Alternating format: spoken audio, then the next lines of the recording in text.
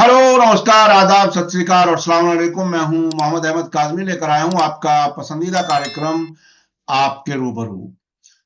आज बैरूत से बड़ी खबर है। बैरूत से बड़ी खबर यह है कि आज जैसे ही सुबह 4 बजे जंगबंदी नाफिज हुई, उस पर अमल शुरू हुआ। बैरूत में और लेबनान के दूसरे हिस्सों में खुशी का माहौल है। वो बिल्कुल ऐसे बिहेव कर रहे हैं जैसे उन्होंने जंग जीत ली है। बाकायदा पटाखे चलाए जाना, फायरवर्क्स चलाना, गाड़ियों के हॉर्न बजाते हुए साउथ की तरफ काफले दर काफले लोगों को वापसी। इसके बावजूद के इजरायली डिफेंस मिनिस्ट्री के स्पोक्स पर्सन जो अरबी जबान के खास तौर पर हैं, अविचाय अद्रे, उन्होंने कहा कि नहीं, अभी आप अपने घरों को ना आए, अभी खतरनाक है। फिर एक खबर ये आई कि जब बिल्कुल नजदीक पहुंच गए बहुत से लोग, तो इजराइल ने कुछ वार्निंग शॉट्स भी जारी किए, चूंकि उनकी अपनी फौजें अभी बॉर्डर पर मौजूद हैं। उधर लेबनान की फौज की तरफ से कहा जा रहा है कि आप अभी ना जाएं, लेकिन लोगों में एक जोश है, वलवला है। वो अपने घरों तक, अपने वतन तक, अपनी मिट्टी तक, शहदा की मिट्टी तक जाकर के एक तरह से महसूस करना चाहते हैं कि आखिर जंग में क्या कुछ हुआ। इस वहां के हालात पर बात करने के लिए मेरे साथ आज एक बार फिर जुनैद अहमद खान साहब हैं, जो बैरूत में रहते हैं, तकरीबन 8 साल से वहां पर हैं। कंप्यूटर से मुतालिक उनका एक जॉब है किसी अहम बड़ी कंपनी में, और वो इस दौरान, पूरी जंग के दौरान वहां रहे हैं। उनसे हम जानेंगे कि आखिर कैसा माहौल है, किस तरह से लेबनान के लोग कैसे जश्न मना रहे हैं, और पूरी जंग के दौरान जो माहौल रहा, और कल रात तक, पिछली गुजरी हुई रात तक, सुबह के 4 बजे से पहले तक, जब से जंगबंदी शुरू होने वाली थी, दोनों तरफ से हमले जारी रहे। इजराइल की तरफ से कहा जा रहा है कि 2 मिनट के अंदर 20 ठिकानों पर हमला किया है। आखिर क्या कुछ है हालात? जुनैद अहमद खान साहब, वेलकम है आपका। मीडिया स्टार वर्ल्ड को आपने वक्त दिया, उसके लिए बहुत बहुत शुक्रिया। बताइए, आज आप कैसा महसूस कर रहे हैं? आपके आसपास कैसा माहौल है? अस्सलाम वालेकुम। आज तो बहुत अच्छी सुबह हुई है, क्योंकि बहुत दिनों के बाद एक सुकून मिला है। काफी दिनों से ये जंग चल रही थी, जिसमें आज पूरी रात तो सोए नहीं है, क्योंकि बहुत ज्यादा हवाई हमले हो रहे थे दोनों साइड से। एक टाइम ऐसा आया था कि 2 मिनट के अंदर 20 बम से स्ट्राइक किए, हवाई हमले किए गए थे। और पूरी रात हम ज्यादातर बाहर आग जलाए हुए बाहर बैठे थे, क्योंकि बहुत ज्यादा साउंड हो रहा था चारों तरफ। पता नहीं चल रहा था मिसाइल और ये एरोप्लेन कहाँ जा रहे हैं, ड्रोन आ रहे हैं। तो इस वजह से सुबह 4 बजे के बाद फिर हम रूम पे आए हैं। यहाँ पर लोगों में खुशी का माहौल है। जिस टाइम सुबह 4 बजा और ये अनाउंस हुआ कि युद्ध विराम हो चुका है, तो पूरे यहाँ पटाखे छूट रहे थे आसमान में। वो अच्छा नजारा था। तो लोगों में काफी खुशी है। और उसी टाइम से लोग जुनूब की साइड में अपनी कार लेकर वापसी जाना शुरू कर दिया था। रोड पे काफी ट्रैफिक है, वापस जा रहे हैं। ये एक अच्छा दिन था सुबह। आज की सुबह सुबह अच्छी हुई है। रात तो बहुत डेंजरस थी, क्योंकि रात में बहुत सिचुएशन बिगड़ गई थी। इतनी स्ट्राइक हो रही थी, पता नहीं चला था कितने हवाई हमले हो गए। तो ये इतने इतने ज्यादा हमलों की, मतलब जंगबंदी जब होने वाली थी, तो तकरीबन ये समझिए कि अंडरस्टैंडिंग जब होने लगे, तब तो हमले कम हो जाने चाहिए। वहां लोग क्या कह रहे हैं, क्यों ये इतने तेज हमले किए गए बिल्कुल आखिरी मिनट तक? क्या बिल्कुल अब भी जीतने की कोशिश, और जंग में अपना जीत का माहौल अपने हक में बनाने की कोशिश थी? क्या था ये? जीतने का तो नहीं कह सकते, इसमें एक दूसरे का नुकसान पहुंचाना चाह रहे थे शायद, जो जितने एक दूसरे का नुकसान पहुंचा दे। क्योंकि टाइम बस सुबह 4 बजे तक की टाइम था उनके पास में। उसके हम्म। बाद तो युद्ध विराम होना ही था। तो उनको ये था कि जितना ज्यादा से ज्यादा हम हमले कर सकें, एक दूसरे को नुकसान पहुंचा सकें, तो उसी में लगे हुए थे दोनों साइड से। हम्म। बहुत ज्यादा रात में हमले हो रहे थे दोनों तरफ से। तो हम्म। इसमें जंग जीतने का तो मकसद नहीं था। जब इतने दिन में जंग कोई नहीं जीत पाया है, तो एक रात में कौन जंग जीत जाएगा। तो अब बस ये था कि नुकसान पहुंचा रहे थे। मैं अलमनार टीवी की रिपोर्ट देख रहा था नबातिया से। वो रिपोर्टर जो उसने बातें कही, वो काफी अहम हैं। उन्होंने कहा कि ये नबातिया का शहर है, सुबह होते होते जैसे सीज फायर का टाइम हो रहा है, लोग अपने शहर और अपने वतन की तरफ पलट रहे हैं। ये वो शहर है जिसको नबातिया के नाम से याद किया जाता है। ये वो चौराहा है जिससे रेजिस्टेंस के लड़ाकों ने दुश्मन का बढ़ चढ़कर सामना किया। और वो एक तरह से उन्होंने ये बताया कि लोगों में जीत का एहसास है। तो ये जीत का एहसास सिर्फ एक मीडिया के जरिए जीत का एहसास दिलाना है, या वाकई वहां के अपने स्टैंडर्ड से जिस तरह से भी लोग उसको कैलकुलेट करें, क्या वाकई जीत का माहौल है हिजबुल्लाह के खेमे में या हिजबुल्लाह के जो सपोर्टर्स हैं उनके बीच में? जी, ये जीत का माहौल है। यहाँ पर लेबनान का झंडा है और हिजबुल्लाह का झंडा, दोनों पूरे शहरों में हर जगह लहरा रहे हैं। और इसलिए भी जीत का माहौल है क्योंकि एक साइड से लेबनान में हिजबुल्लाह लड़ रहा था और दूसरी साइड में अमेरिका था, यूरोप कंट्री थे और इसराइल था। कहाँ इतने बड़े बड़े मुल्क सामने थे और एक हिजबुल्लाह अकेले इस तरह से लड़ रहा था। अभी हमने 2 दिन पहले ही बात किया था, हमने और आपने, युद्ध विराम होने वाला है। तो उसमें बहुत से लोग कह रहे थे कि पता नहीं होगा क्योंकि पहले गाजा का युद्ध विराम होगा फिर इसमें होगा, तो युद्ध विराम हो गया। जो हमने 2 दिन पहले ही चर्चा किया था वो बात सही हो गई है। तो इसमें जो यहाँ पे जीत का माहौल इसलिए भी है क्योंकि हिजबुल्लाह ने बहुत ताकत से लड़ा। हिजबुल्लाह हमास की तरह कमजोर नहीं पड़ा, हमास कमजोर पड़ गया है क्योंकि उसका बहुत सारा नुकसान हुआ है। हिजबुल्लाह का जो नुकसान होता था उसकी लीडरशिप तो चली गई है, लेकिन हिजबुल्लाह जंग का मैदान नहीं छोड़ा है। उसने बराबर लड़ता रहा है और बराबर हवाई हमले, ग्राउंड में भी हमले किए हैं। अभी तक जो 1 साल में तकरीबन उसके सैनिक घायल हुए हैं, जो इसराइल है, 22,717 सैनिक घायल हुए हैं सिर्फ अभी जो अस्पतालों में भर्ती है।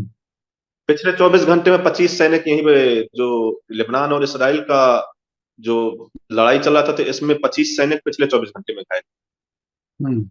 तो यहाँ पे अच्छी खुशी है, पटाखे फूट रहे हैं क्योंकि ये जीत का है, क्योंकि उन्होंने अमेरिका जैसे, बर्तानिया है, अमेरिका है, इसराइल, इन सब मुल्कों को एक हिजबुल्लाह ने पीछे धकेल दिया है। और अगर यानी इसराइल कमजोर नहीं होता, अगर इसराइल मजबूत होता, गाजा में जैसे मजबूत है, तो वो महायुद्ध विराम के लिए आगे नहीं बढ़ रहा है। अगर ये यहाँ पे मजबूत होता तो यहाँ भी अभी युद्ध विराम नहीं होता। उसकी कमजोरी पड़ गई थी। अमेरिका भी ये जानता था कि इसराइल का नुकसान हो रहा था, इसलिए अमेरिका ने दखल देके उसका युद्ध विराम करवाया है कि इसराइल का ज्यादा नुकसान ना होने पाए, और ये भी ना यानी होने पाए कि इसराइल। अमेरिका अमेरिका जब कभी जंगबंदी की बात करता है तभी करता है जब इजराइल कमजोर पड़ जाता है, जंग के मैदान में वो परेशान हो जाता है, इसी वजह से वो जंगबंदी करा रहे हैं। अच्छा, इसमें अभी एक खबर और आ रही है, वो ये है कि हमास की तरफ से भी एक ये कहा जा रहा है कि उन्होंने भी कतर को, मिस्र को, इनको ये इत्तला दे दिया कि हम भी जंगबंदी के लिए तैयार हैं। तो आपको क्या लगता है कि अब जंगबंदी का माहौल जब हिजबुल्लाह के साथ शुरू हुआ है, तो अब क्या गाजा में भी जंगबंदी होगी, और क्या हमास अपनी शर्तों से पीछे हटेगा, जिसमें ये कहा गया है कि पूरी तरह से इजरायली फौजें वहां से वापस जाएं और वहां पर जो इमदाद का सामान है उसे सही तरीके से वापस लाया जाए। कई उनकी डिमांड्स हैं। आपको क्या लगता है कि हिजबुल्लाह भी अब जंगबंदी के लिए तैयार हो जाएगा, मजबूरी में या किसी स्ट्रेटजी के तहत? हिजबुल्लाह जो जंग बंद हुई तो हिजबुल्लाह मजबूरी में जंग नहीं बंद किया, जंग तो इसराइल इसराइल ने भी चाहा। यहाँ बंद, जो यहाँ का जो मसला है और हमास का मसला दोनों का अलग है। वहां पर जल्दी हो सकता है, जल्दी ही इस बारे में चर्चा होने लगेगी कि वहां भी जंग बंदी होनी चाहिए, क्योंकि अमेरिका ने भी उसमें रात में जो बाइडन आए थे स्पीच में, तो उन्होंने भी कहा है कि हम बहुत जल्दी इस गाजा में भी जंग बंदी चाहते हैं। और कुछ शर्तें होंगी जो नई तरीके से प्रपोजल आएगा, तो उसी में वो होगा, कुछ हिजबुल वो हमास पीछे हटेगा, कुछ इसराइल पीछे हटेगा और नए तरीके की जो शर्तें लागू होगी। तो उम्मीद है कि हमास गाजा में भी जल्दी ही युद्ध विराम हो जाए। ये अच्छा अच्छा, चर्चा अभी अभी अभी खुद अब तो आप थोड़ा सा बता सकते हैं कि आप बेरूत से कितनी दूर हैं, और आपको जंग के दौरान जो ये जगह वगैरह बदलनी पड़ी सिक्योरिटी के लिए, वो बहुत ही नेचुरल था वो, चूंकि जंग के बीच में रहना और तकरीबन 2 महीने, कितने दिन जंग रही है लेबनान हिजबुल्लाह के साथ? वैसे तो 1 साल रही है, लेकिन 2 महीने यहाँ ज्यादा रही। हाँ, ये 2 महीने तब रही कि जब इसराइल ने जमीनी जंग शुरू की हिजबुल्लाह के खिलाफ, हालांकि वो कब्जा नहीं कर सके और 2 महीने तक उनका नुकसान बहुत होता रहा। तो इस 2 महीने के शुरुआत में आपसे जब हमारी बात होती थी तो आप बेरूत एयरपोर्ट के नजदीक किसी ऐसे डिप्लोमेटिक इलाके में रह रहे थे जहां यूएई की एम्बेसी नजदीक है। तो अब उसके बाद फिर आप जब वो दाइया से बाहर हमले होने शुरू हो गए तो आपने अपनी जगह बदली अपनी सेफ्टी सिक्योरिटी के लिए। बेरूत से आप कितनी दूर हैं इस वक्त? बैरूत से है ऐसे 35-40 किलोमीटर दूर है, ज्यादा दूर नहीं। और 35 4। हो सकता है जल्दी जल्दी एक हफ्ते के अंदर अंदर हो सकता है हम भी बैरूत वापस जाएंगे अपने वहां पे, क्योंकि यहाँ ठंड बहुत ज्यादा है, पूरा बर्फ पड़ रहा है। रात में बर्फ पड़ रहा था और आग जला के बैठे हुए थे, क्योंकि बहुत आवाजें आ रही थी, मिसाइलें, और ये सब ड्रोन, जो जेट फाइटर सब यहीं से निकल के जा रहे थे ऊपर से ही, तो उस वजह से डर लग रहा अच्छा था। तो अच्छा, थोड़ा ये बिल्कुल जब आपके ऊपर से हवाई जहाज उड़ करके जा रहे हैं या रॉकेट्स जा रहे हैं, ड्रोन्स जा रहे हैं, तो ऐसे में आपको डर वर नहीं लगता था या ये सोचते थे कि ये जगह सेफ है, यहां नहीं हमला होगा? रात में तो कोई जगह सेफ नहीं थी। रात ऐसी, ये आज की रात ऐसी थी कि कोई जगह सेफ नहीं, पता नहीं चल रहा था कहाँ छूट रहे हैं, कहाँ क्या हो रहा है। चारों हम्म तरफ से, इधर मिसाइलें, उधर से जेट फाइटर और ड्रोन, ये सारे आ रहे थे। यहाँ का ज्यादातर लोग बाहर बैठे हुए थे आग जलाकर, क्योंकि बर्फ पड़ रहा था रात में, तो ठंड बहुत ज्यादा थी, उस वजह से बर्फ उसमें आग जलाए हुए बैठे हुए थे सारे लोग। तो रात तो बहुत खतरनाक थी, खौफनाक कह दीजिए, कुछ भी कह दीजिए। हम्म लेकिन डर लगे उसमें, ये थोड़ा मजा भी ले रहे थे कि जैसे कोई प्लेन निकले थे, बस देख रहे थे ऊपर को कि ये निकल गया, ये निकल गया, इस टाइप से अरबी में हम बातें कर रहे थे। हाँ तो उसका थोड़ा एंजॉय भी कर रहे थे, डर की वजह से नहीं कर रहे थे, थोड़ा सब लोग हंस रहे थे और हम्म बोल रहे थे। और थोड़ी थोड़ी देर में टाइम भी देख रहे थे, क्योंकि 4 बजने का होता है, तो 10-10 मिनट, 5-5 मिनट, कि अब इतना बचा, इतना बचा, अब जंग बंदी होने वाली, अब होने वाली, वक्त समाप्त होने वाला है। तो इस टाइप से पूरी रात ऐसे गुजारा। अच्छा, ये 4 बजे का जो ऐलान हुआ था वो वहां के लोकल टाइम के हिसाब से कितने बजे हुआ था? यहाँ का लोकल टाइम 4 बजे था, जो लेबनान का टाइम था वो 4 बजे था। नहीं, 4 बजे का तो था, लेकिन कितने घंटे पहले पता चल गया था कि सुबह 4 बजे से जंगबंदी होने वाली? तो हुआ था, शाम को हो गया था। शाम में करीब 8 9 9 बज रहा होगा, 9, 8:30 9 ऐसे था टाइम। हाँ, चूंकि चूंकि जो इजराइल में सिक्योरिटी कैबिनेट की मीटिंग थी वहां के हिसाब से 5:30 बजे थी, जो भारत के 9 बजे थे, और उसमें बताया गया था कि 3 साढ़े 3 घंटे ये मीटिंग चलेगी। तो हो सकता है वो 3 की जगह 2 ढाई घंटे में खत्म हो गई हो और उसके बाद ही जो बाइडन वहां से फैसला आने के बाद उन्होंने ऐलान किया हो।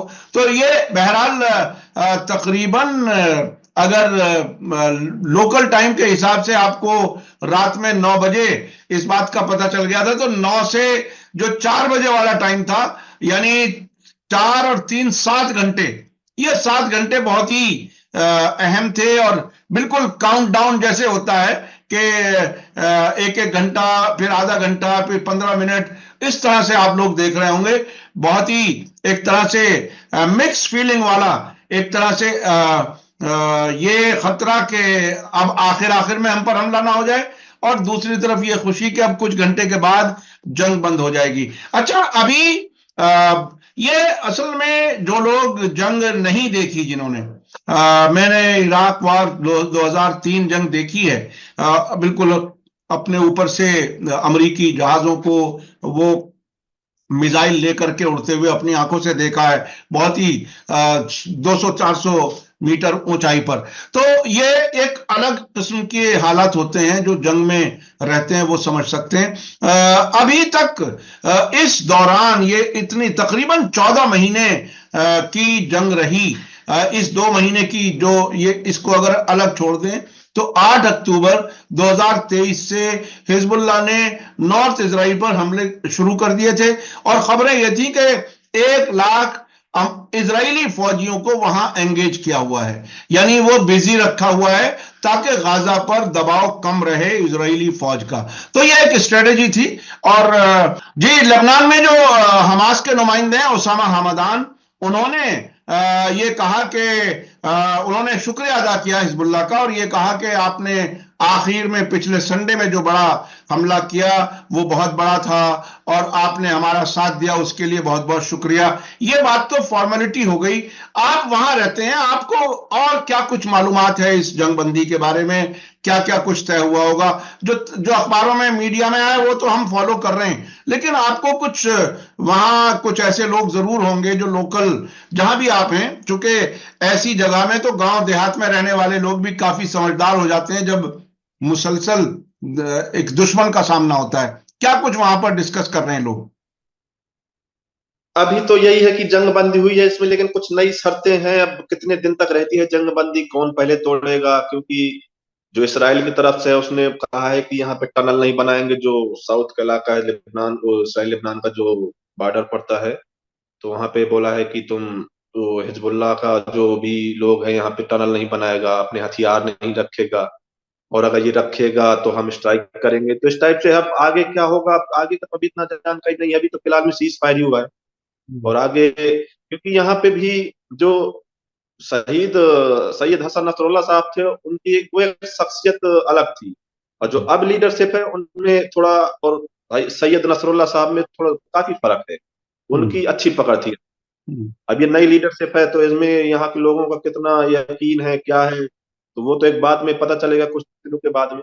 लेकिन ये बात सच है कि हिजबुल्लाह बहुत, जब हम शुरू से ही कह रहे थे, कई बार हमने आपसे बात किया, हिजबुल्लाह बहुत स्ट्रांग है, और हिजबुल्लाह ने इसराइल को घुटने पर ला दिया है, इतना उसका नुकसान किया, उसके कई शहर, आप जब कोई पत्रकार जाएंगे हाइफा साइड में ना, तो गोलन हाइट है, हाइफा है, वहां पर उसका पूरा, जैसे लेबनान गाजा यहाँ पे हुआ है, इस तरीके से वहां भी हुआ है। जो हम्म। हाइफा है, गोलन हाइट है, और एकर है, कई इलाके हैं उसके जो पूरी तरह से उन्होंने भी बहुत नुकसान किया है हिजबुल्लाह ने। तो हिजबुल्लाह के बहुत मजबूत होने की वजह से ही ये सीज फायर हुआ है, और आज भी हिजबुल्लाह का प्रभाव तो है यहाँ पे, आगे भी रहेगा उसके नहीं, आज गवर्नमेंट। आज बहुत दिलचस्प बात यह है कि पहला दिन है सीज फायर का, और इसराइल के मीडिया में हिजबुल्लाह के हमलों का नुकसान की कुछ डिटेल्स आने लगी हैं, जो हजारों की तादाद में इमारतों के तबाह होने की बात कह रहे हैं। बहुत बड़ी तादाद उन इमारतों की है जो पूरी तरह से डेमोलिश करके दोबारा बनानी पड़ेंगी।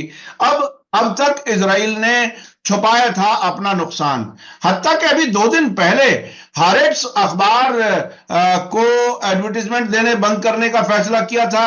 सरकार उससे कोई राब्ता नहीं रखना चाहती, ये ऐलान किया गया था।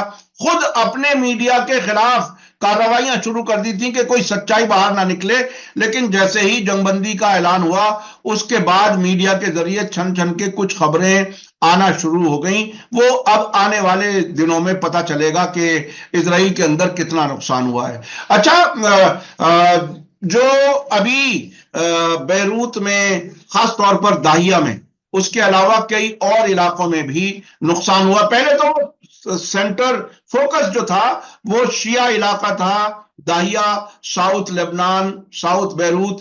तो अभी जो और नुकसानों की खबरें इधर उधर से आई हैं, उससे क्या लगता है कि क्या इसराइल ने एक तरह से लेबनान की सरकार पर, वहां की आवाम पर यह दबाव डालने की कोशिश की कि किसी भी तरह से हिजबुल्लाह को मजबूर करो जंगबंदी के लिए? क्या कुछ था, थोड़ा सा कुछ और समझ में आता है आपको? नहीं नहीं, और पहले कहीं इतना ज्यादा नुकसान नहीं हुआ। रात में जो हमले हुए हैं, तो रात में लेबनान के कई अलग अलग इलाकों में हमले हुए हैं, और बड़ी बड़ी बिल्डिंगें को भी गिराया गया है। इसमें दबाव का मसला नहीं, यहाँ के लोग, मैं पहले भी बता चुका हूँ, यहाँ के लोग डर में नहीं रह रहे हैं, खुले आम से रहते हैं, और डर नहीं है किसी भी चीज का।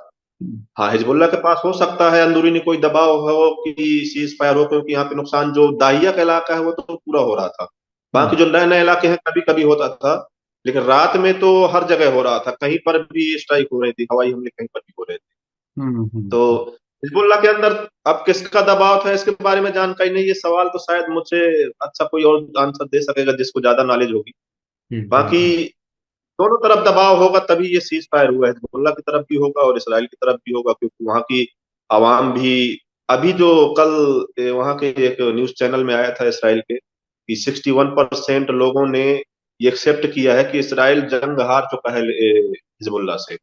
वहां का एक चैनल देखा रहा था, जो हम्म। सर्वे किया गया है इसराइल कि हम्म। हिजबुल्ला के इसराइल 61% जो वहां के अवाम हो उन्होंने वोट किया है कि ये इसराइल जंग हार चुका है हिजबुल्ला से।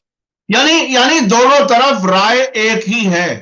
यानी जी लेबनान के लोग खुशी मना करके ये बता रहे हैं कि हम जीते हैं, और खुद इसराइल जी के लोग 60%, अगर इसराइल का मीडिया, इसराइल का टेलीविजन चैनल ये बता रहा है कि अवाम की राय यह है कि हम हार चुके, तो जाहिर है ऐलान ही बाकी है, हारने की बात तो सामने आ गई। और अमेरिका जिस तेजी से इस जंगबंदी के लिए एक्टिव हुआ, उससे भी जाहिर हो रहा है। वो जो दबाव की बात थी वो हमें आपने भी पिछली बार इंटरव्यू में बताया था कि जो एमोस हॉस्टिन आए थे, अमेरिका के नुमाइंदे, उन्होंने आखिर में ये बात कह दी थी कि अब ये आखिरी मौका है दोनों तरफ कि अगर इसको जंगबंदी को आप कबूल कर लो तो कर लो, नहीं तो 20 जनवरी जब तक ट्रंप ओहदे पर आएंगे, जब उससे पहले और कोई नई कोशिश होने वाली नहीं है। तो उसके बाद ये फौरन जल्दी जल्दी जंगबंदी का ऐलान भी हो गया और जंगबंदी भी हो गई। अभी आपको क्या लगता है? देखिए, एक चीज और है समझने की। हमास एक तरफ तो यह भी कह रहा है कि हमने जंगबंदी के लिए इशारा दे दिया है, दूसरी तरफ यह कह रहा है कि हम अपने लोगों के हकूक के लिए और इसराइल को नेस्तो नाबूद करने के लिए, खत्म करने के लिए हम अपनी जद्दोजहद जारी रखेंगे। 8 साल किसी इलाके में रह करके बहुत सी चीजें आदमी महसूस कर लेता है, समझ लेता है। आपको अब क्या लगता है कि इजराइल 7 अक्टूबर से पहले जिस तरह से एक ताकतवर पड़ोसी के तौर पर देखा जाता था, अब लेबनान के लोग इजराइल को एक बहुत ही कमजोर पड़ोसी के तौर पर देखने लगे हैं या नहीं अभी? जी, यहाँ भी यही चर्चा है, इसराइल मजबूत नहीं है। इसराइल का पहले ही बताया गया है कि इसराइल एक हफ्ते भी जंग नहीं लड़ सकता है अगर इसका बैक सपोर्ट नहीं होता, चाहे वो अमेरिका हो या इंग्लैंड हो या कोई भी जो यूरोप कंट्रियां हैं, उनका बैक सपोर्ट ना हो तो एक हफ्ते में जंग हार जाएगा इसराइल, एक हफ्ते भी नहीं चल पाएगा।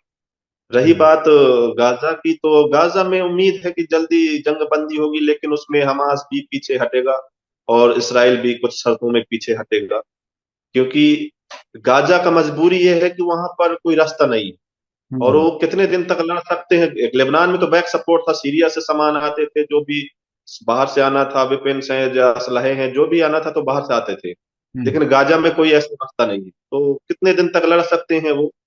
तो उम्मीद ये है कि वो भी कुछ पीछे हटेंगे जरूर और जल्दी वहां भी जंग बंदी होगी गाजा में। हम्म। अब हम्म। क्या क्या नई नई शर्तें लागू होंगी वो एक अलग बात है। हो सकता है जो बाइडन अभी जब तक है उसका प्रशासन, इसी में ही जंग बंदी हो जाए, उम्मीद है हम्म। इसी। और हाँ, अगर बहुत इसमें बहुत नहीं बहुत हुआ। मुमकिन है कि डोनाल्ड ट्रंप के ओहदा संभालने से पहले जंगबंदी हो जाए हमास के साथ गाजा में भी। तो ये बहरहाल पूरी दुनिया को एक तरह से राहत तो जरूर होगी, क्योंकि बेगुनाह लोगों को कत्ल होते हुए जब देखा जाता है तो वो बहुत ही तकलीफ की बात होती है। और कहा यह जाता है कि 2 लाख से ज्यादा लोग मारे जा चुके हैं। जो यूरोप की एक मैगजीन है लैंसेट, उसने तकरीबन 3 महीने पहले कहा था 1,86,000। तो वो तादाद जरूर 2 लाख से ऊपर और 2.5 लाख तक भी हो सकती है, क्योंकि उनका तखमीना निकालने का अंदाजा जो है वो ये है कि जितने डिक्लेयर्ड जंग में मारे जाते हैं, जिनकी डेड बॉडीज आइडेंटिफाई हो जाती हैं, उसके अलावा बहुत से लोग गायब होते हैं, बहुत से लोग मलबे में दबे होते हैं, बहुत से लोग जख्मी होकर के बाद में मर जाते हैं। तो उस तरह से वो एस्टिमेट लगाते हैं। अब वहां भारतीय कितने होंगे तकरीबन बेरूत में, लेबनान में? अभी भारतीय काफी हैं, करीब 400-500 तो हैं भारतीय जो काम कर रहे हैं। हम्म। यानी वो जो 1,000 की तादाद आपने बताई थी शुरू में, अमरीकी एम्बेसी बन रही है बैरूत में, उसमें से भी तादाद कम हुई है? हाँ, उसमें काफी लोग चले गए हैं, इंडिया काफी लोग चले गए हैं उसमें। तो ये 500 लोग अपनी चॉइस से रुके, हिम्मत वाले लोग थे, या निकलने का मौका नहीं मिला? अलग अलग है, कुछ लोग अपनी चॉइस से रुके हुए हैं, कुछ लोगों को अपना मौका नहीं मिला है निकलने के लिए, तो दोनों है।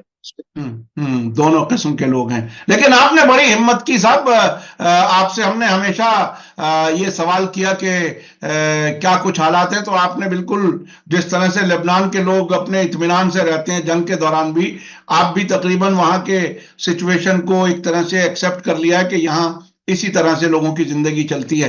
कुछ खास बात अब कुछ कहना चाहते हो भारत सरकार ने वहां जो कोशिशें की हैं उसके बारे में, या भारत के आम लोगों से एक भारतीय होने के नाते इस जंग में क्या कुछ देखा, क्या समझा, एक पैगाम के तौर पर अगर कुछ बताना चाहें तो?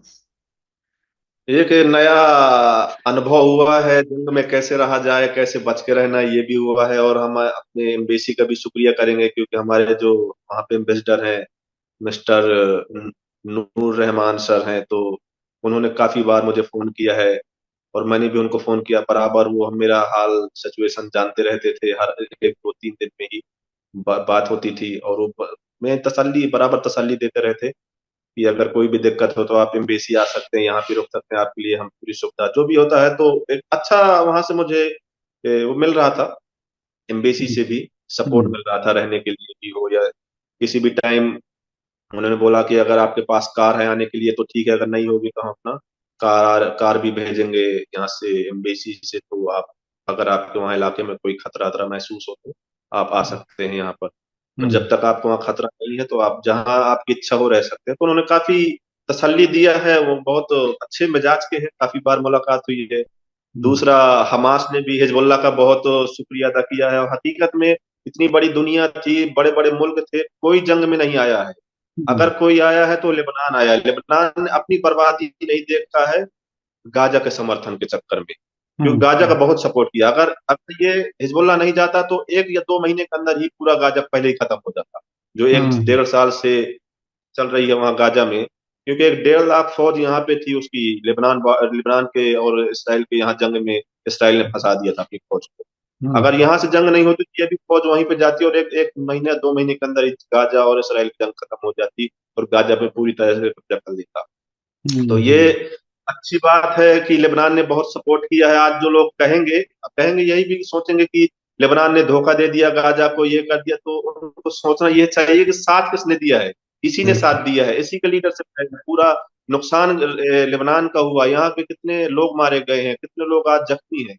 तो लेबनान तो एक, मैं कहूंगा कि पूरी दुनिया में इतने बड़े बड़े मुल्क हैं, मुस्लिम मुल्क भी हैं, लेकिन उनमें सिर्फ एक वाहिद कंट्री है जो लेबनान है, जिसने अपना एक बड़ा सीना, छोटा मुल्क है लेकिन हम्म, सीना बड़ा है, जिसने नहीं, पूरा फलस्तीन का और गाजा का साथ दिया है, अपनी तबाही को न देखते हुए, अपने लोगों को बर्बादी के हालात को न देखते हुए भी बराबर साथ दिया है।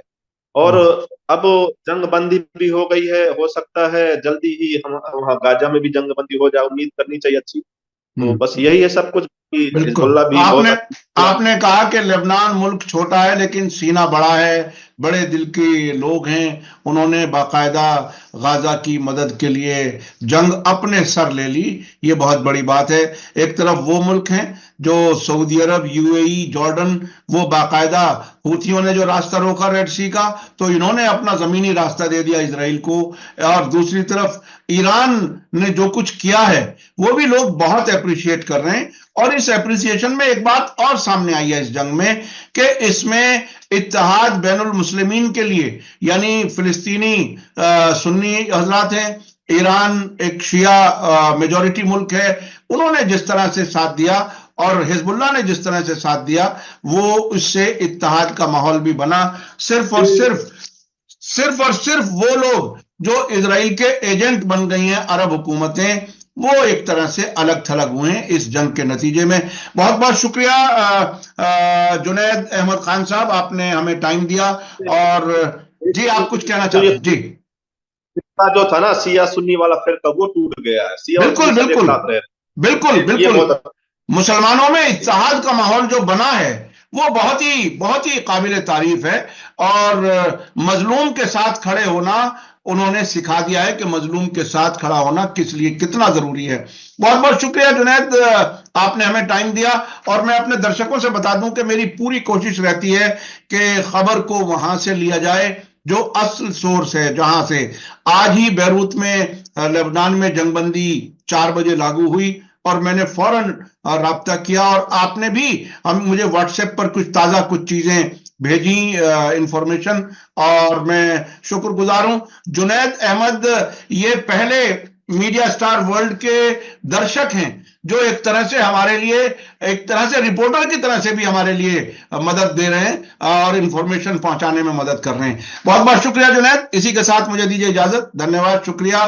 जय भारत, जय हिंद। मीडिया स्टार वर्ल्ड के और वीडियो देखने के लिए हमारे चैनल को सब्सक्राइब करें और सीधे नोटिफिकेशन पाने के लिए बेल आइकन दबाएं। और अगर हमारी खबर सच्ची और अच्छी लगे तो अपने व्हाट्सएप, इंस्टाग्राम, फेसबुक और ट्विटर अकाउंट पर जरूर शेयर करें।